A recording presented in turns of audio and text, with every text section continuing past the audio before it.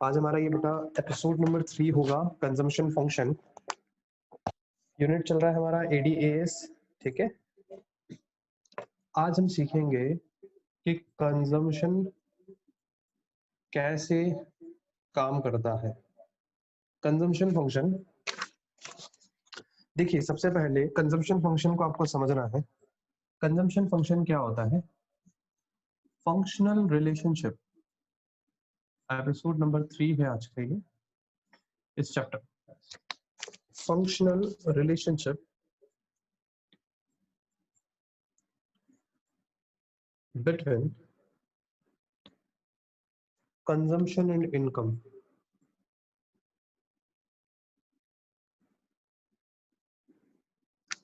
is called consumption function। बेटा functional relationship जो होता है ना, फंक्शनल रिलेशनशिप का मतलब समझना। अभी कंजम्पशन और इनकम में जो फंक्शनल रिलेशनशिप होता है उसे हम लोग कहते हैं कंजम्पशन फंक्शन। इसे हम लोग इस तरीके से भी लिख सकते हैं, F for functional relationship between consumption and income. F refers to functional relation between, Y refers to income and C refers to consumption। आप इसको इस तरीके से भी लिख सकते हैं इस इक्वेशन में, ठीक है। अब आपको एक इसका कंजम्पशन का इक्वेशन बनाते हैं हम लोग, कंजम्पशन इक्वेशन। इसको आप इस तरीके से इक्वेशन में भी लिख सकते हैं। वो इक्वेशन बनेगा, कंजम्पशन को आप ऐसे भी निकाल सकते हैं, autonomous consumption plus B Y. Here B refers to MPC। MPC मतलब मार्जिनल प्रोपेंसिटी टू कंज्यूम, मतलब समझाऊंगा बेटा सबका, ठीक है। और C bar refers to autonomous consumption, autonomous consumption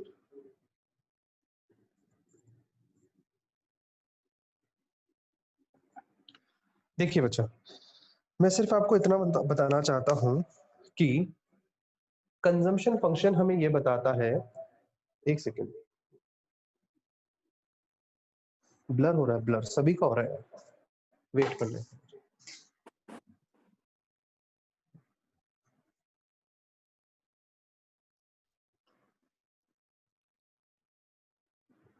अब ठीक है? Yes sir. ठीक, देखिएगा बच्चा, functional relationship between consumption and income is called consumption function. हम इनकम और कंजम्पशन में जो फंक्शनल रिलेशनशिप है, फंक्शनल रिलेशनशिप का मतलब होता है अगर इनकम बढ़ेगी तो कंजम्पशन बढ़ेगा, इनकम कम होगी तो कंजम्पशन कम होगा। तो इनकम और कंजम्पशन का कुछ रिलेशन है, ठीक है। इसे ही हम लोग कंजम्पशन फंक्शन कहते हैं।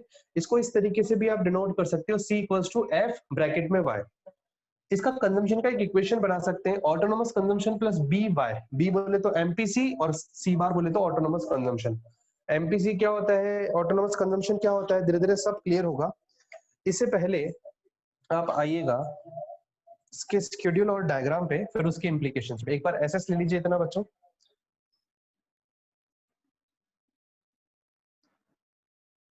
एसएस ले लिया होगा आपने। अब मैं सिर्फ ये दो चीजें रखूंगा आपके सामने।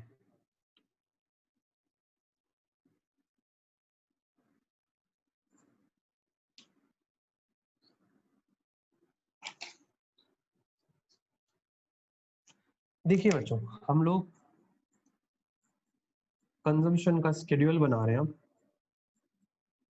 शेड्यूल बनाने के लिए मैं एक फॉर्मूला जो मैंने अभी आपके सामने लगाया था, autonomous consumption plus B Y, इस तरीके से बनाऊंगा।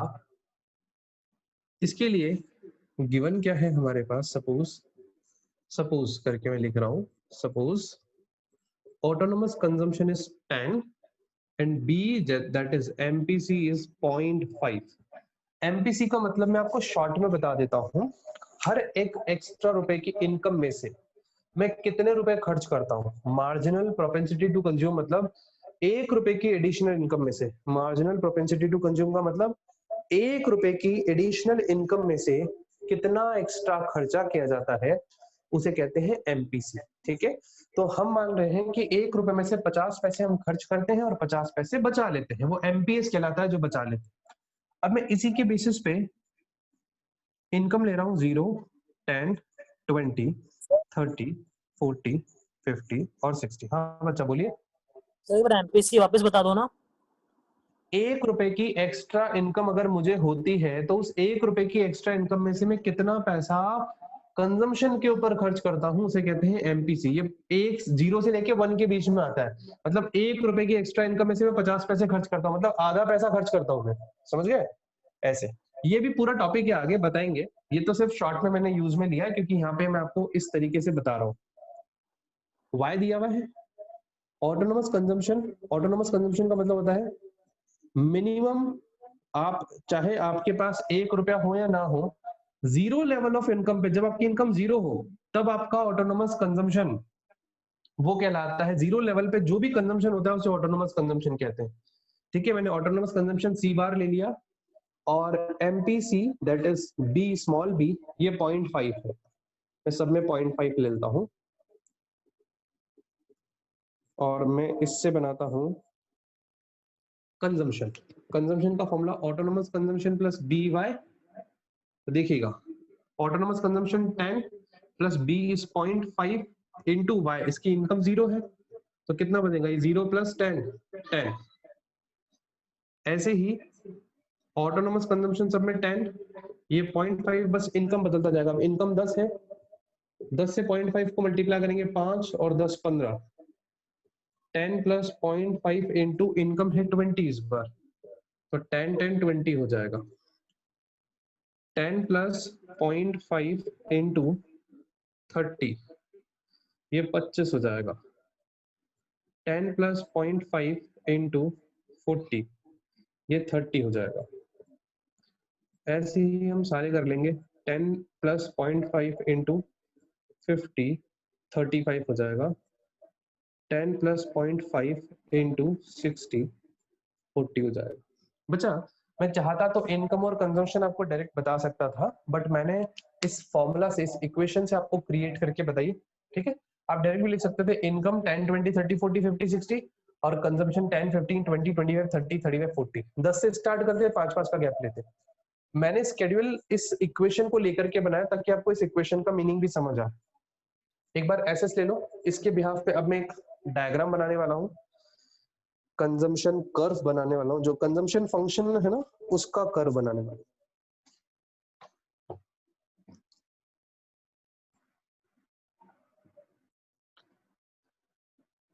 चलिए बच्चों, अगर आपने एसएस ले लिया हो तो देखिएगा।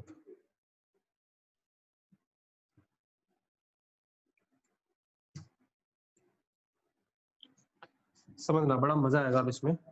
मैं एक बार का ये सब हटा रहा हूँ और आपके लिए शॉर्ट में कंजम्पशन और इनकम इन दोनों को यहाँ पे रिप्रेजेंट कर रहे हैं। वाई था आपका 0, 10, 20, 30, 40, 50 और 60, और कंजम्पशन आपका आया था अभी 10, 15, 20, 25, 30, 35 और 40। ठीक है, अब आपको यहाँ पर एक डायग्राम बनाना है। ये एक्स एक्सिस 45 डिग्री का लाइन याद होगा आपको, एग्रीगेट सप्लाई या इनकम बोला जाता है, तो ये इनकम कर्व है, मैं इसको बाय बोलूंगा इनकम। अब समझिएगा, यहाँ पे ये 0 से, ये आपके पास गिवन है, इनकम इधर रिप्रेजेंट करेंगे और कंजम्पशन इधर रिप्रेजेंट करेंगे, सी कंजम्पशन। तो जब आप यहाँ पे इनकम को 10, 20, 30, 40, 50 और 60 रखेंगे, यहाँ पे भी 10, अब ये 5-5 का गैप है ना इसमें, चलिए 5-5 से नहीं, 10, 20, 30, 40, 50 और 60 रखेंगे। इतना तो जाएगा ही नहीं, बस 40 तक ही जाना है। ऐसे देखिएगा, 0 लेवल पे, 0 लेवल ऑफ इनकम पे कंजम्पशन 10, मतलब ये मेरा कंजम्पशन का फर्स्ट पॉइंट। 10 इनकम पे 15 का कंजम्पशन, 10 इनकम पे 15, ये 15 मतलब इन दोनों के बीच में, ये वहां पे। फिर 20 पे 20, 20 पे 20 यहाँ पे। फिर 30 पे 25, 30 पे ये 25, फिर 40 पे 30, फिर 50 पे 35, लगभग लगभग यहाँ जाएगा, और 60 पे 40, ये लगभग यहाँ जाएगा। मतलब ये जो लाइन जाएगी ये इस तरीके से जाएगी, ठीक है। तो ये वाला जो लाइन होगा ना, इसको हम लोग कहेंगे कंजम्पशन, ठीक है। और ये कंजम्पशन का लाइन अभी देखना ऊपर नीचे टच हो रहा होगा, ये कंजम्पशन। इन दोनों के बीच में फंक्शनल, इनकम और कंजम्पशन के बीच में जो फंक्शनल रिलेशनशिप है उसे हम लोग कहते हैं कंजम्पशन फंक्शन। अब बच्चा ये वाला जो पार्ट है ना, ये वाला जब इनकम ज्यादा कंजम्पशन कम, ये वाला जो पार्ट है इसको क्या कहा जाएगा, income is greater than consumption. तो यहाँ पे जो पैसा बचेगा उसे सेविंग कहेंगे, क्योंकि इनकम ज्यादा है कंजम्पशन कम है। और ये वाला जो एरिया ना, ये वाला एरिया, इसमें income is less than consumption. तो इसका ये जो एरिया है ना, इस एरिया को हम कहेंगे डिस सेविंग। क्या कहेंगे, डिस सेविंग। मैंने आपको ये ना आपके डॉट डॉट से बना करके बताया। अगर मैं इसको डॉट से नहीं बनाऊं, मैं एग्जैक्ट बनाऊं, एक बार इतना एसएस ले लो, मैं आपको रफ डायग्राम बना के बताता हूँ, वो एग्जैक्ट बैठेगा। ले लिया होगा बच्चों एसएस। अब एक बार मैं आपको ना ये एग्जैक्ट लेकर के नहीं बनवाता हूँ, आप देखिएगा। आपको कर्व का नॉलेज तो गया किस तरीके से जाएगा, देखिएगा।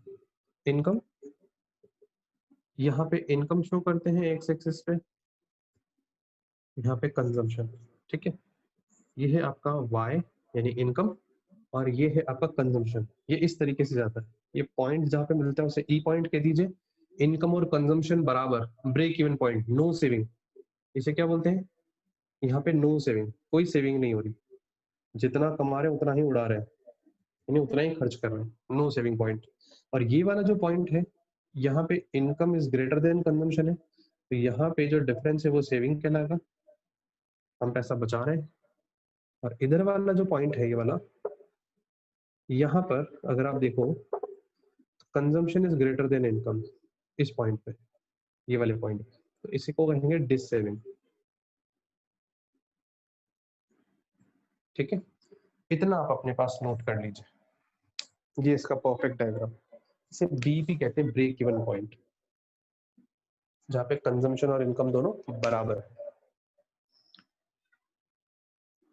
अब इसकी इंपॉर्टेंट ऑब्जर्वेशन के बारे में हम लोग पढ़ेंगे। बीईपी मतलब breakable point, break even point, BEP break even point.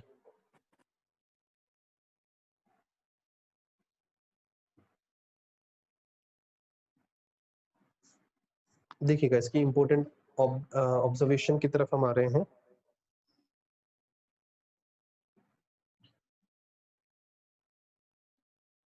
SS ले लिया होगा बच्चों आपने, चलिए आगे लेते हैं हम।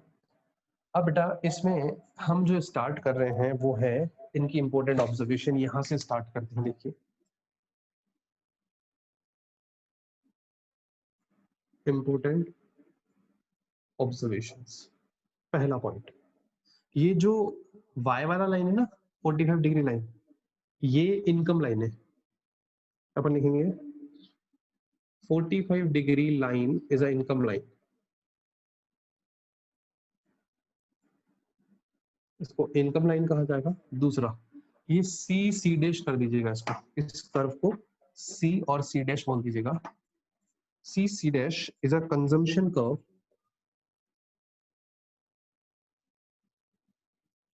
consumption curve which start from point C, which start from above the origin, ऐसे लिखिए, above the origin because of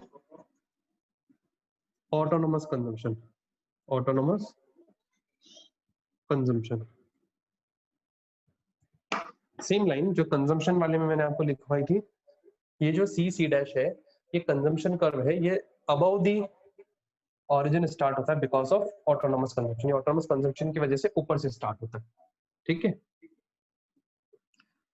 third point is C dash is a positive slope which shows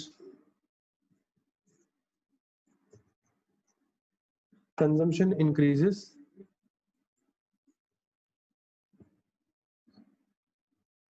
as income increases. जैसे जैसे income बढ़ती जाती है वैसे वैसे consumption भी बढ़ता जाता है, ठीक है, but not in same proportion,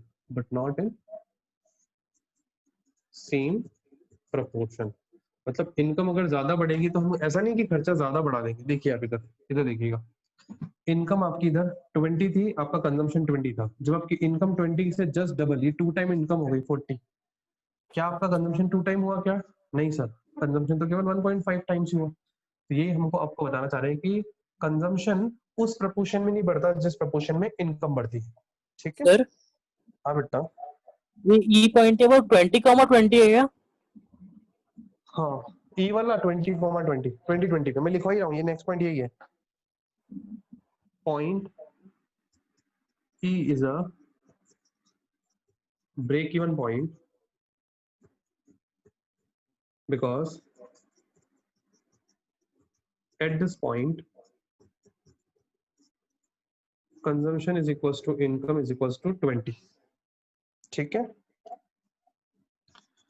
fifth point, before E point से पहले consumption is greater than income, है ना, विच इंडिकेट डिस सेविंग।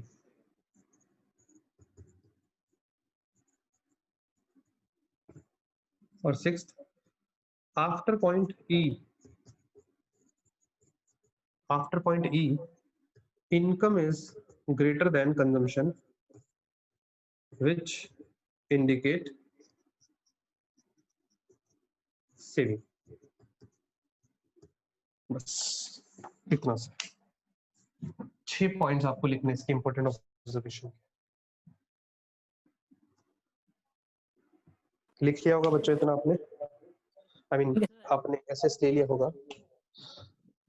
अब बच्चा इसमें दो अलग अलग तरीके की प्रोपेंसिटी के बारे में पढ़ेंगे। प्रोपेंसिटी मतलब इच्छा शक्ति, प्रोपेंसिटी टू कंज्यूम, यानी कि इनकम बढ़ने के साथ साथ कैसी इच्छा शक्ति होती है आपकी कंजम्पशन के ऊपर पैसा खर्च करने की, उसे हम लोग बोलते हैं प्रोपेंसिटी टू कंज्यूम, ठीक है। यानी अलग अलग लेवल ऑफ इनकम पे आपकी कंजम्पशन पावर क्या है, इसको हम लोग सीखेंगे अब। और